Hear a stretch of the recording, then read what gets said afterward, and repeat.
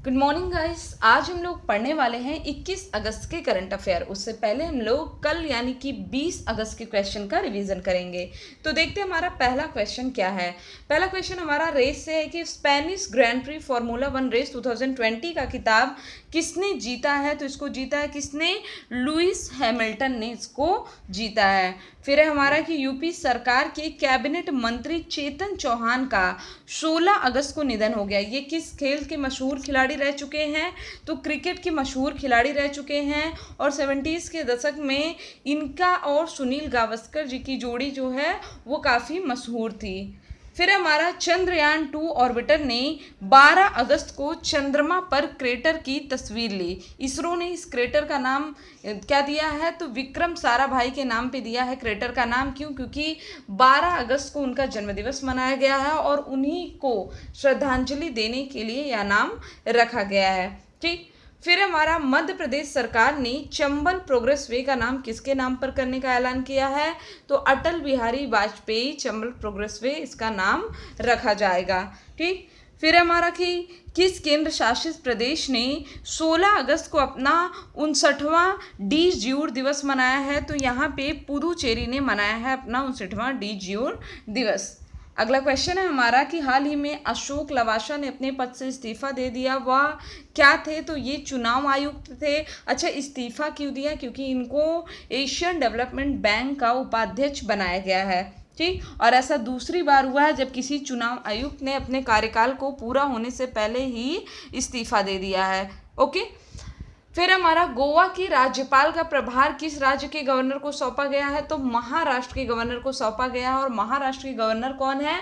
भगत सिंह कोश्यारी। गोवा के राज्यपाल कौन थे? गोवा के राज्यपाल थे सत्यपाल मलिक। ठीक, याद रखिएगा इसको। अब सत्यपाल मलिक को कहाँ का राज्यपाल बनाया गया है? तो इनको मेघालय का राज्यपाल बनाया गया है। ओके, चलिए नेक्स्ट है हमारा आदिवासी स्वास्थ्य को बढ़ावा देने के लिए जनजाति मंत्रालय द्वारा शुरू किए गए ई पोर्टल का क्या नाम है? तो यहाँ पे स्वास्थ्य है इस ई पोर्टल का नाम।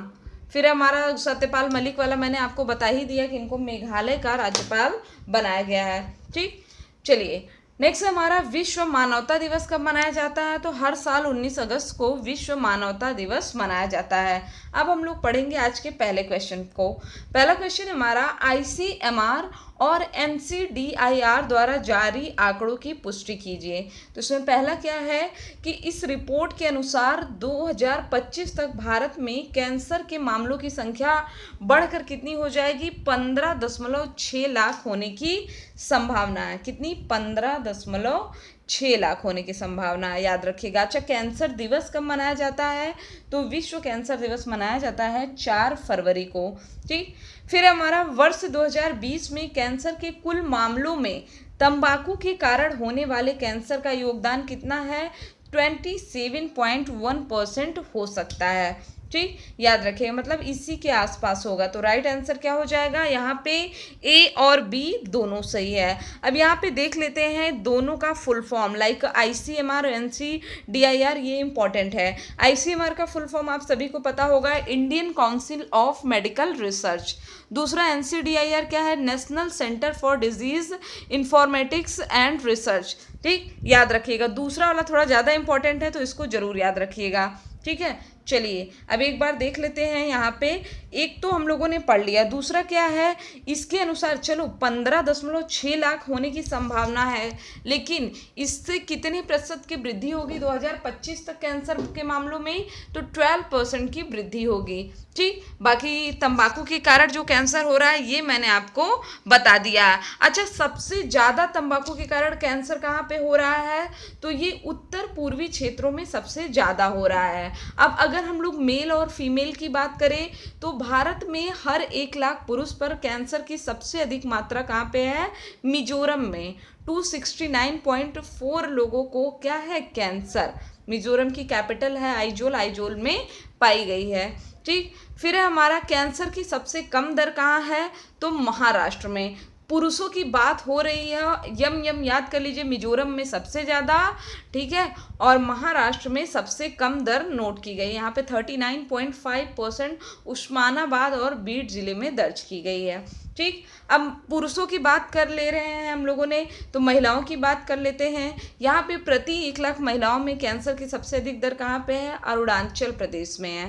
ठीक, अरुणाचल प्रदेश के पपुम पारे जिला में पाई गई है, 219.8%। ठीक है।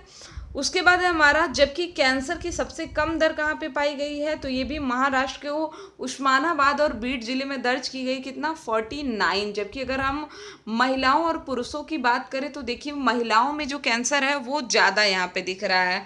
ठीक है। अच्छा, इसमें कैंसर होता कौन सा है? तो महिलाओं में ज़्यादातर ब्रेस्ट या फिर ओवरी कैंसर होता है। ठीक।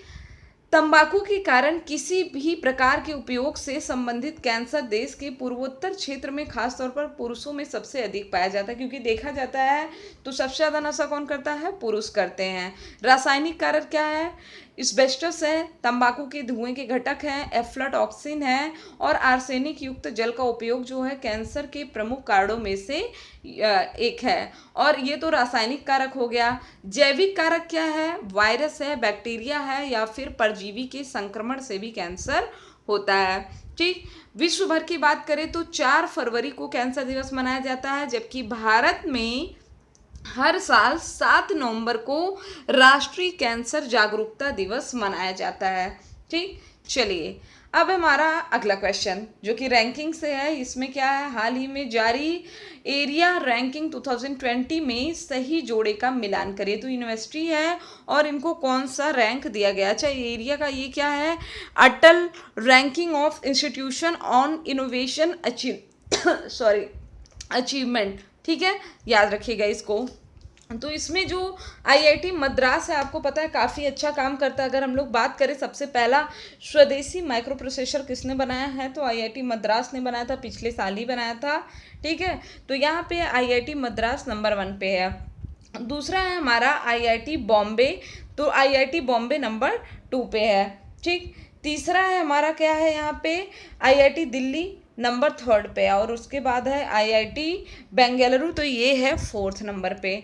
ठीक है, याद रखिएगा इसको। और इसकी घोषणा किसने किया है? तो हमारे उपराष्ट्रपति वेंकैया नायडू ने। अच्छा, उपराष्ट्रपति का कार्यकाल जो 3 साल का कंप्लीट हुआ है, उस पर एक बुक का अनावरण किया गया। आपको कमेंट बॉक्स में बताना गया है कौन सी बुक है। CCC उसमें कम्युनिकेटिंग है। ठीक है। तो अब आप लोग आई थिंक गेस कर लिए होंगे, तो तुरंत कमेंट बॉक्स में बताइए कि उस बुक का पूरा नाम क्या है। चलिए, रैंक तो हमने देख लिया। 4 रैंक हमने देखा। नंबर 1 पे मद्रास है, नंबर 2 पे बॉम्बे है, 3 पे दिल्ली, उसके बाद 4 पे बेंगलुरु है। आईआईटी खड़गपुर जो कि काफ़ी इम्पॉर्टेंट है, तो आईआईटी खड़गपुर है 5वें नंबर पे। 6ठे नंबर पे है कानपुर, 7वें पे मंडी, उसके बाद 8वें पे है एनआईटी कॉलीकट, 9वें पे है रुड़की और 10वें पे है university of Hyderabad self finance ready में। ठीक, यहाँ पे यूनिवर्सिटी हैदराबाद है। और अगर हम लोग बात करें सेल्फ फाइनेंस रेडी में, यहाँ पे देखिए आप लोग थोड़ा सा कंफ्यूज मत होइएगा, ये यहीं पे समाप्त होता है। यूनिवर्सिटी ऑफ हैदराबाद है हमारा 10वें रैंक पे। इसके बाद शुरू होता है सेल्फ फाइनेंस रेडी में एसआर इंजीनियरिंग कॉलेज तेलंगाना ने एरिया रैंकिंग 2020 में शीर्ष स्थान हासिल किया है। ठीक। निजी संस्थानों की श्रेणी की बात करें तो उड़ीसा के Kalinga institute of industrial technology शीर्ष पर रहा है। महिलाओं की बात करें केवल उच्च शिक्षण संस्थानों की, तो इसमें यहाँ पे क्या है? Avinashilingam institute for home science and higher education for women. ठीक, इसने शीर्ष प्रदर्शनकर्ता के रूप में यह उभरा है। स्टेट फंडेड ऑटोनोमस इंस्टीट्यूशन की श्रेणी में कॉलेज ऑफ इंजीनियरिंग पुणे, ये है नंबर 1 पे। ठीक। उसके बाद है हमारा institute of chemical technology Maharashtra, ये राज्य वित्त पोषित विद्यालयों की श्रेणी में शीर्ष परफॉर्मर रहा है। ठीक है। चलिए, नेक्स्ट है हमारा हाल ही में किसने स्वदेशी माइक्रो प्रोसेसर चैलेंज की शुरुआत किया है? तो यहाँ पे रवि शंकर प्रसाद ने किया है। ठीक है, क्या? स्वदेशी माइक्रो प्रोसेसर। अच्छा, अभी मैंने आपको पढ़ाया है कि आईआईटी मद्रास ने पहला माइक्रो प्रोसेसर बनाया था जिसका नाम क्या था? शक्ति। ठीक है। अब माइक्रो प्रोसेसर क्या है कि हमें अदर देशों पे डिपेंड होना पड़ता है, और जब से आत्मनिर्भर भारत अभियान की शुरुआत हुई है, कोशिश किया जा रहा है कि ज़्यादा से ज़्यादा चीज़ें कहाँ पे बनाई जाए? भारत में, ताकि एटलीस्ट हम लोग एक्सपोर्ट करके अच्छी अर्निंग कर सके और हमारी इकोनॉमी जो है वो टॉप में आ जाए। ठीक। तो यहाँ पे इस लक्ष्य को प्राप्त करने के लिए इस स्वदेशी माइक्रो प्रोसेसर चैलेंज की शुरुआत किया गया, जिसका उद्देश्य क्या है, देश में स्टार्टअप, नवाचार, अनुसंधान के मजबूत परिस्थिति तंत्र को गति प्रदान करना।